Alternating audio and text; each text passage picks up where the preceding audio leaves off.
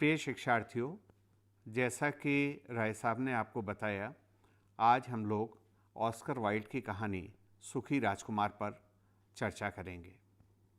आपने ये कहानी पढ़ी होगी, निश्चित ही आपको ये कहानी पसंद भी आई होगी, लेकिन फिर भी आज चर्चा करने से पहले हम संक्षेप में इस कहानी को दोहरा लेते हैं।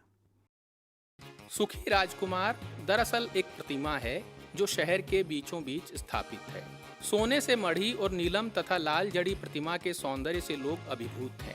एक दिन एक गोरैया शहर में आती है और उस प्रतिमा के नीचे ठहरने का निश्चय करती है। उसके ऊपर एक बूंद गिरती है तो उसे पता चलता है कि सुखी राजकुमार रो रहा है। राजकुमार उसे बताता है कि जब वह जीवित था तो उसका जीवन विलासपूर्ण था और वह दुख जैसी चीज से परिचित नहीं था, किंतु अब वह शहर के बीच ऊंचाई पर स्थापित होने के कारण अपने शहर में बसे लोगों के दुखों को देख सकता था और उनके दुख से दुखी था। इस क्रम में वह पहले एक मेहनती स्त्री और उसके बीमार बच्चे का जिक्र करता है तथा गोरैया से अपनी तलवार की मूठ में जड़ा लाल निकालकर उसे दे आने के लिए कहता है। गौरैया अपने नील देश जाने के कार्यक्रम में मस्त है और उसे बच्चों से स्नेह नहीं है, क्योंकि पिछले वसंत में 2 बच्चों ने उसे ढेले मारे थे। मगर राजकुमार को उदास देखकर वह उसकी बात मान लेती है। बच्चे के प्रति उत्पन्न सहानुभूति के वश वह उस पर अपने पंखों से हवा झलती है। रात को जब वह पुनः सपनों के देश जाने को प्रस्तुत होती है तो राजकुमार उससे एक गरीब तरुण लेखक की मदद हेतु अपनी एक आंख का नीलम दे आने के लिए कहता है।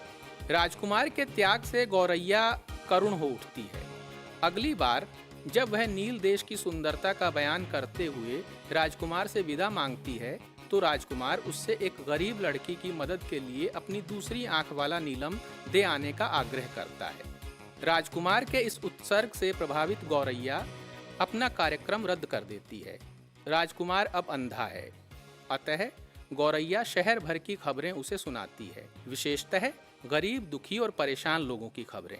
और राजकुमार के कहने पर वह प्रतिमा के स्वर्ण पत्र निर्धन लोगों में बांटती रहती है। प्रतिमा अब बिल्कुल मनहूस दिखने लगती है, पर शहर के बच्चों के चेहरों पर गुलाबी आभा आने लगती है। बढ़ती ठंड में गौरैया वहीं प्रतिमा के पैरों पर प्राण त्याग देती है। अगले दिन मेयर अपने सभासदों के साथ घूमते हुए उस प्रतिमा को हटाने और अपनी प्रतिमा लगाने का प्रस्ताव करता है। प्रतिमा और गौरैया की लाश को कूड़े खाने में फेंक दिया जाता है। ईश्वर के आदेश पर देवदूत उन्हें ले जाते हैं और उन्हें स्वर्ग में हमेशा के लिए स्थान दे दिया जाता है। ये जो हमने कहानी की मुख्य चीज़ों को आपके सामने लिया, ये दरअसल एक ढांचा है जिसके भीतर कुछ कहा जाना है। इसको ही हम कहानी का कथानक कहते हैं।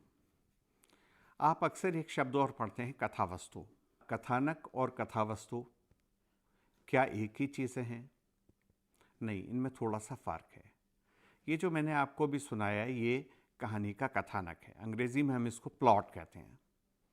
लेकिन कथावस्तु जो है वो चीज़ है जो इस कहानी के द्वारा कही जा रही है, जो मुख्य बात कहनी है। ये तो ढांचा खड़ा किया गया है, उसे कथावस्तु कहते हैं। अब हम थोड़ा सा इस पर जानने की कोशिश करेंगे कि इस कथानक के भीतर वो कथावस्तु है क्या।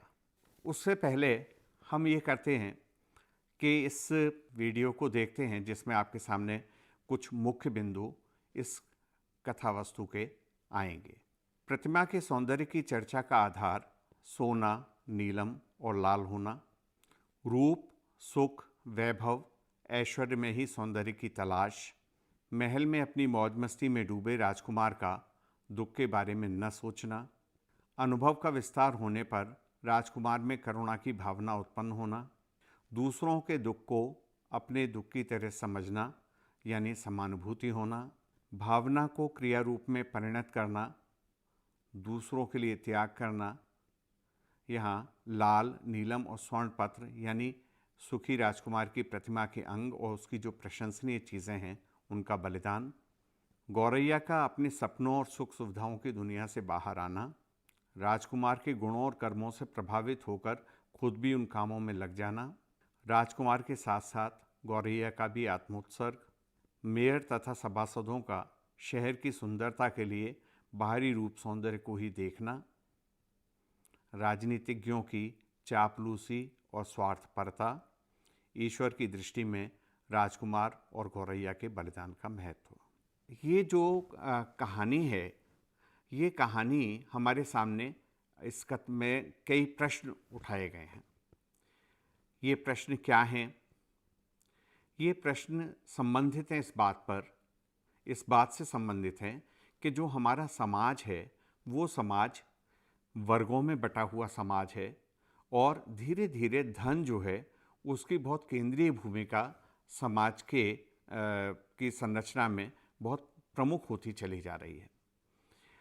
ये वर्गों में बटा समाज जहाँ धनी और निर्धन वर्ग हैं, धनी लोग बहुत कम हैं और उनके पास बहुत अपार सुख सुविधाएं हैं, इतनी हैं कि वो आत्म सीमित हो गए हैं, अपने आप में डूब गए हैं, उनको दूसरों के दुख दर्द तकलीफ नहीं दिखाई देती, वो ऐश्वर्य और विलास में ही सौंदर्य की तलाश करते हैं। जैसे हमारा राजकुमार भी पहले था। वहाँ हमने देखा कि कुछ संकेतों में कहानीकार ने अपनी बात कही कि राजकुमार जब अपने जीवित था उस वक्त में उसके चारों ओर बहुत सौंदर्य था। ये सौंदर्य क्या था? ये सुख सुविधाओं का विस्तार था। उसके उद्यान में एक प्राचीर थी, उस प्राचीर से बाहर वो कभी नहीं देखता था, यानी उसने खुद अपने लिए अपने आप को सीमित कर रखा था, आत्मबद्ध कर रखा था, वो उसे बाहर देखना नहीं चाहता था। तो ये जो धनी वर्ग है वो अपने से बाहर जाकर के नहीं देखना चाहता, यानी आत्म केंद्रित होता जाता है, आत्म सीमित होता जाता है। उधर जिंदगी जो उसके जैसे ही और मनुष्य हैं, वो मनुष्य एक बदहाली में जी रहे हैं। हम ये भी देखते हैं कि मेयर को दिखाई देती है सौंदर्य अब उस प्रतिमा में नहीं दिखाई दे रहा है, उसको हटाना चाहता है, लेकिन उसको वो नहीं दिखाई देता जो चिड़िया बार बार जाकर के देख करके आती है कि बच्चे जो हैं बारिश से बचने के लिए एक पुलिया के नीचे दुबक गए हैं, चौकीदार उन्हें वहाँ से भगा रहा है, बीमार हैं, वो एक बच्चा बीमार है, उसको फल खाने के लिए नहीं है, एक कलाकार है जिसके पास बहुत से सपने हैं भविष्य के, लेकिन वो उन सपनों को पूरा करने की उसके अंदर सामर्थ्य इसलिए नहीं कि उसके पास धन नहीं है, उसकी अंगीठी में कोयला नहीं है। एक बच्ची है जिसको सौदा लेने के लिए निकली है, उसके पैसे गिर गए हैं और उसका बाप उसको मारेगा, इससे वो बुरी तरह से डरी हुई है।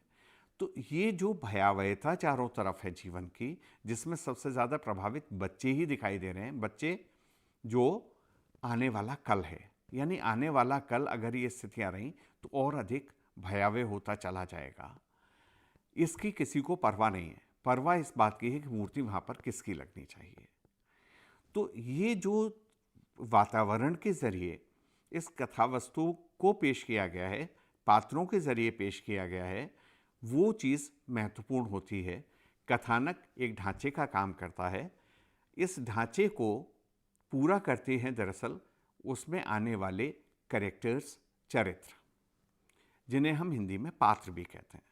पात्र तो आप जानते हैं ना, पात्र कहते हैं दरअसल किसी भी ऐसी चीज़ को जिसके भीतर कुछ रखा जाए, है ना, पात्र। और ये जो चरित्र शब्द है ये थोड़ा सा भिन्न हो देता है। चरित्र का मतलब होता है कि जो व्यक्ति है वो व्यक्ति किस तरीके का व्यवहार करता है।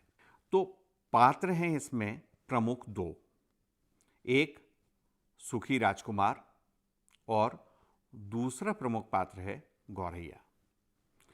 अब हमें देखना यह है कि ये जो पात्र उसने चुने, इन पात्रों का चरित्र विकास किस ढंग से कहानीकार ने किया। तो हम देखते हैं कि ये जो राजकुमार है, ये राजकुमार का एक वक्त का वो जिक्र है जब वो जीवित था और दूसरा वो जब उसे मूर्ति रूप में स्थापित कर दिया गया। अभी हम चर्चा करके चुके हैं, जब वो जीवित था तो उसका दुनिया से वास्ता नहीं था, वो सुख में, वैभव में, ऐश्वर्य में, विलास में डूबा रहता था। एक दीवार उसने बना रखी थी जिस दीवार के बाहर की दुनिया को वो नहीं देखना चाहता था। लेकिन जब वो मर जाता है और उसकी प्रतिमा वहाँ स्थापित कर दी जाती है तो उसको दिखने लगता है, यानी जो अनुभव उसका बहुत सीमित था, जिसने उसको आत्मसीमित बना दिया था, जिससे वो सिर्फ सुख विलास को ही अपना अंतिम लक्ष्य समझता था, अब जब उसके अनुभव का विस्तार होता है, वो दुनिया को और देखता है, तो उसकी जो आत्मबद्धता है वो टूटती है और उसमें आत्म प्रसार होने लगता है। यानी वो उसकी आत्मा जो है वो अपने सेल्फ तक, खुद तक न रह करके और लोगों को भी उसके भीतर समाने लगती है, जिससे उसके मन में करुणा का भाव जगता है। ये करुणा और दया में फर्क होता है। करुणा दया नहीं है। करुणा तो वो स्थिति है जहां हम दूसरे के अच्छे या बुरे किसी भी चीज को समझ पाने में हमारा मन तैयार होता है। इस करुणा के जरिए फिर वो उससे समानुभूति का अनुभव होता है, यानी दूसरों के दुख दर्द अपने दुख दर्द लगने लगते हैं।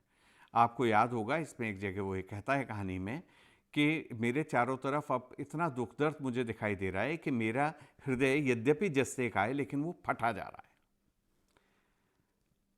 ये फटा जाना जो हृदय का है, विवल हो जाना, ये तब होता है जब हम दूसरे के दुख को अपना दुख समझ लेते हैं। तभी हम क्रियान्वित होते हैं, कर्म की तरफ को बढ़ते हैं। यहाँ प्रसंगात में आपको बता दूं कि जो हमारा आदिकाव्य है रामायण, जिसके रचयिता वाल्मीकि थे, आपने सुना होगा कि वाल्मीकि ने एक दृश्य देखा कि एक क्रौंच युग्म है, उस पर किसी ने तीर मारा, तो तीर मार करके जब वो क्रौंच पक्षी एक उनमें से मरता है तो दूसरे की जो करुणा और विलाप है वो वाल्मीकि के हृदय को उसने छुआ और उन्होंने फिर रामायण जैसे ग्रंथ की रचना की।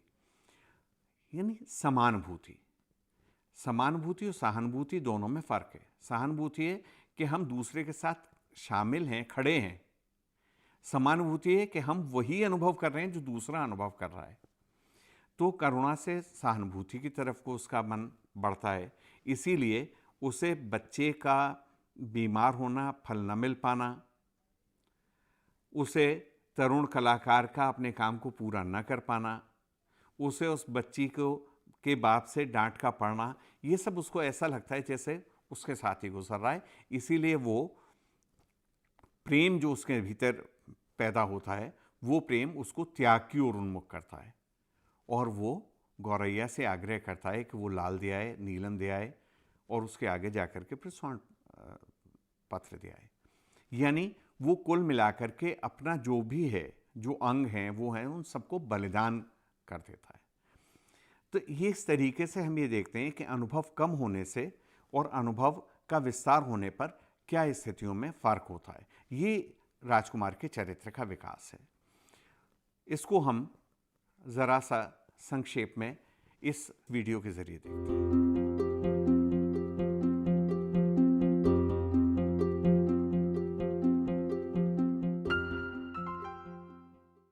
दूसरा जो प्रमुख पात्र है इसमें वो है गौरैया का। अब गौरैया को देखें कि वो जब उड़कर के शहर में आई है तो वो यहाँ किसी को नहीं जानती और वो दरअसल जानना भी नहीं चाहती। वो बहुत नकचिड़ी है।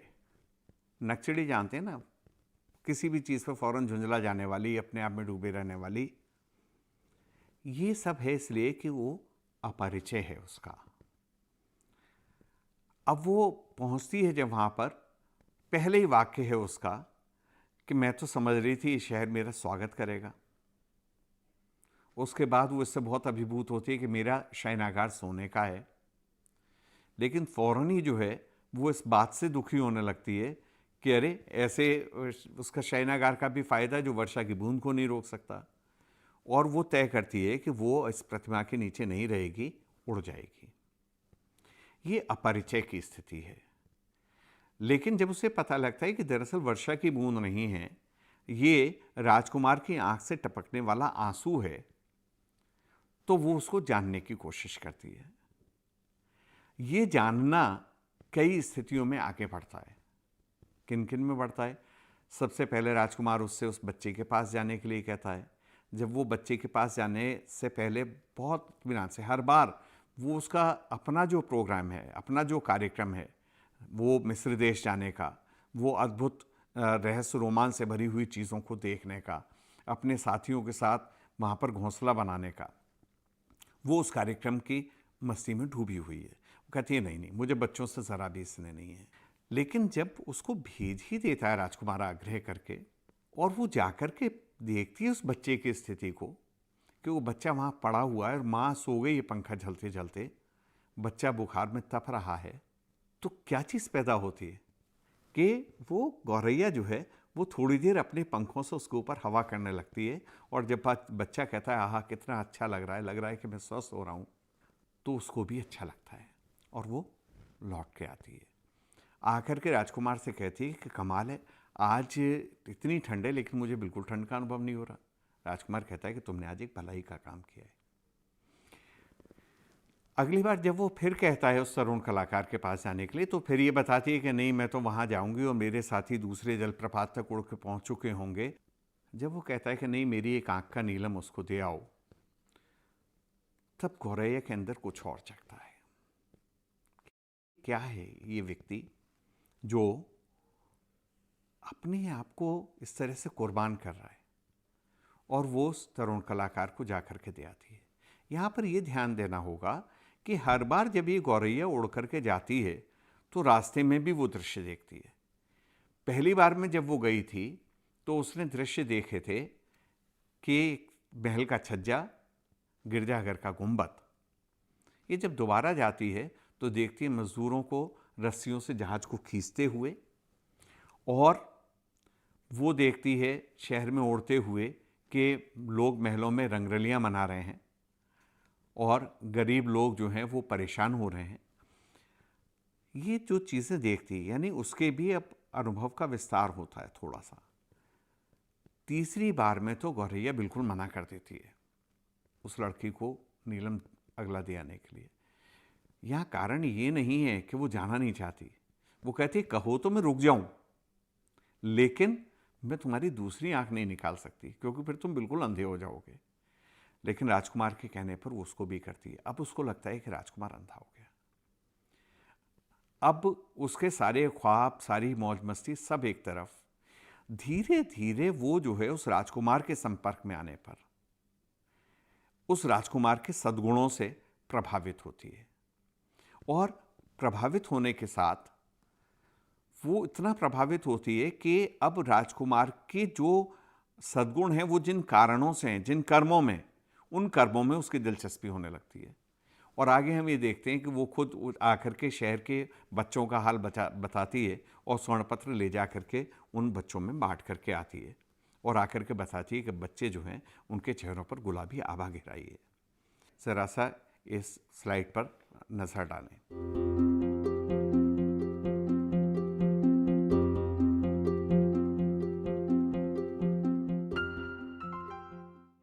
दरअसल कहानीकार दो तरीके से अपनी बात को कह सकता है। जो कथा वस्तु है, जो उद्देश्य है, उसका पूरा कर सकता है।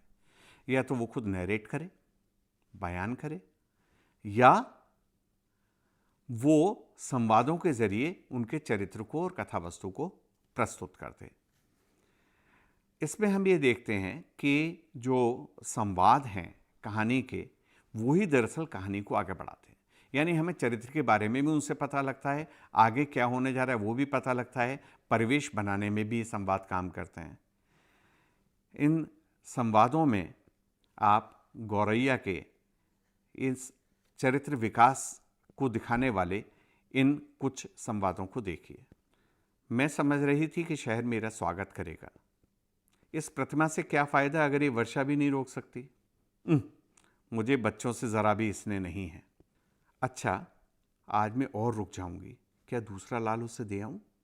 प्यारे राजकुमार, यह तो मुझसे ना होगा। अब तुम अंधे हो, इसलिए मैं हमेशा तुम्हारे पास रहूंगी। आपने स्लाइड देखी, आपको दिखाई दे रहा है कि क्रमिक रूप से कैसे उस चिड़चिड़ेपन और उस उपेक्षा के भाव से लेकर के चीज़ों में शामिल होने तक जा रही है। इसी तरह से राजकुमार के इन संवादों को देखें। गौरैया, गौरैया, सिर्फ आज रात को तुम मेरा काम कर दो, बच्चा प्यासा है, उदास भी है। गौरैया, गौरैया, नन्ही गौरैया, क्या तुम आज रात को और नहीं ठहर सकती? लेकिन केवल आज रात के लिए भी तुम न रुकोगी। गौरैया, प्यारी गौरैया, तुम्हें मेरी बात माननी चाहिए। नहीं नहीं गौरैया, अब तुम मिस्र देश को जाओ। ये जो राजकुमार के संवाद हैं, ये दिखाई देते हैं कि किस तरीके से एक व्यक्ति दूसरे से अपने काम को कराना चाहता है। उसमें विनम्रता है, आग्रह है, अनुरोध है, आत्मीयता है। इसी से हमको दिखाई देता है कि राजकुमार किस ढंग से गौरैया के चरित्र को भी परिवर्तित कर लेता है, अपने अनुकूल ढाल लेता है। इस कथा वस्तु को, इस उद्देश्य को प्रेरित करने में इस कहानी में बड़ा हाथ वातावरण का भी है। और वातावरण की जो सृष्टि की गई है उसमें महत्वपूर्ण चीज़ें हैं कि जो गौण पात्र हैं कहानी के, उनके ज़रिए थोड़ा थोड़ा सा कुछ बताया गया है। जैसे वो अंगरक्षिका है जो राजकुमारी की, वो किस ढंग से जो है वो उस मेहनती स्त्री के बारे में बात करती है। वो चौकीदार है जो अपने मालिकों के अनुरूप, उसकी आर्थिक स्थिति वही है जो उन बच्चों की है, लेकिन वो चौकीदार क्या करता है, वो बच्चों को वहां से भगाता है जो वर्षा से आश्रय लेने के लिए उस पुलिया के नीचे चले गए हैं। वो वहां से भगाता है, यानी अपने मालिकों के अनुरूप व्यवहार करता है। मेयर है, उसके साथी हैं जो बताते हैं कि इसमें लोग जिनके पास धन है, जिनके पास नेतृत्व है, वो किस तरह के चाटुकार हैं, लेकिन अपने स्वार्थ के लिए कितना वो आपस में झगड़ भी सकते हैं। और उनका सिर्फ एक ही उद्देश्य है कि वो किस ढंग से ज़्यादा अपने लिए कुछ कर सकें। तो ये सारे गौण पात्र हैं इस कहानी में जो उस वातावरण की सृष्टि करते हैं। वातावरण पर जब हम चर्चा करते हैं तो आपसे एक पारंपरिक शब्द की ओर हम बात कर लें, वो है देश, काल और वातावरण। देश यानी स्थान, काल यानी समय। अब इस कहानी को देखें, इस कहानी को कहानीकार ने एक सार्वभौमिक कहानी बना दिया है। किसी एक जगह विशेष की कहानी वो नहीं बनाना चाहता, इसलिए कोई नगर का नाम नहीं है, किस समय की बात है ये नहीं है, लेकिन फिर भी हमें पता लगता है कि ये किसी भी एक ऐसे जगह की कहानी है जहां इस नई व्यवस्था के तहत समाज वर्गों में विभाजित हो गया है और उनकी जिंदगी में एक कंट्रास्ट है, वैषम्य। इस वैषम्य को इस वातावरण में बार बार उभारा गया है। ये कुछ बिंदु हम आपके सामने यहाँ पर रख रहे हैं स्लाइड में, इनको ध्यान से पढ़िए और सुनिए। राजकुमार की जीवन काल की जीवन दृष्टि और मूर्ति रूप में स्थापित होने के बाद की जीवन दृष्टि। गौरैया का आरंभिक व्यवहार विशेषता तब का जब राजकुमार दुखी और परेशान लोगों के विषय में बताता है और गौरैया मिस्र देश की सुखद और विचित्रतापूर्ण कल्पनाओं का बयान करती है। गौरैया राजकुमार के भलाई के कामों के लिए जब नगर पर उड़ान भरती है तो गिरजे और देवदूतों की मूर्तियों का जिक्र है, यानी नगर का धनी वर्ग धर्म के कर्मकांडों और शास्त्र पर तो आस्था रखता है, पर उसके व्यावहारिक पक्ष जैसे सत्य, परोपकार, समानता आदि के बारे में नहीं सोचता। महल के छज्जे पर किशोरी प्रेम की अद्भुत शक्ति का जिक्र करती है, पर उसके लिए प्रेम का अर्थ सिर्फ स्त्री पुरुष संबंध या बाहरी सौंदर्य तक सीमित है, तभी तो वो फूल काटने वाली स्त्री से खफा है। अभिजात वर्ग पर यहाँ स्वतः ही टिप्पणी हो जाती है। राजकुमार द्वारा नगर का हाल जानने के लिए गौरैया को भेजने पर गौरैया का यथार्थ अवलोकन। अभी हमने जो बातें की थी आपसे पहले, उसमें इस कहानी की भाषा के बारे में कई चीज़ें स्वतः ही आ गई हैं संवादों में। कुछ और बातें जो महत्वपूर्ण हैं उनमें इस कहानी में आए हुए शब्दों का प्रयोग है, जिसमें ऐसे शब्दों का प्रयोग इस कहानीकार ने किया है जिससे कि भाषा चित्रात्मक हो रही है, हमारे सामने चित्र सा प्रस्तुत करती है।